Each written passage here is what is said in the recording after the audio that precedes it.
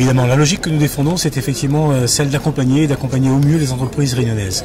Donc il y a tout un volet qui est celui donc des aides directes à l'emploi, des aides directes à l'investissement. Mais aujourd'hui, ce que nous avons souhaité faire, c'est de bien valider tout le problème et toute la partie de l'ingénierie financière. Ça veut dire quoi?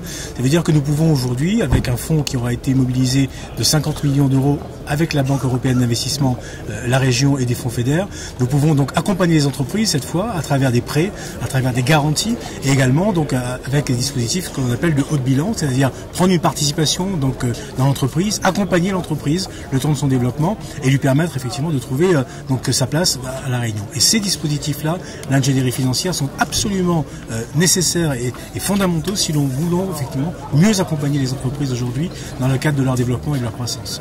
Alors la BEI adhère complètement à ce projet et même le soutien et le finance à travers l'une de ses filiales. Nous pensons que c'est un moyen innovant et moderne de permettre le financement de PME et de combler certains trous dans la raquette dans le financement des entreprises à La Réunion. Donc on est très heureux de soutenir ce projet. Donc vous avez été à l'écoute d'une demande réunionnaise, on va dire ça? On a été à l'écoute d'une demande réunionnaise absolument et on a un dialogue extrêmement fructueux avec le président Robert et on soutient beaucoup des projets. Je rappelle que le montant des encours de prêt de la BEI à La Réunion, c'est 1,3 milliard d'euros. Donc on a un soutien très fort dans le domaine des infrastructures et puis de plus en plus dans le domaine des entreprises. C'est effectivement un moment de cohésion avec l'Union européenne et avec les institutions de l'Union européenne telles que la Banque européenne d'investissement et le Fonds européen d'investissement.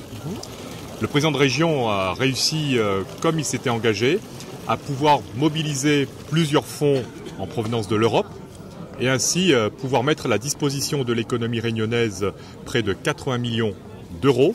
Ces 80 millions d'euros permettront aux acteurs de l'économie réunionnaise de lever près de 500 millions d'euros durant les prochaines années.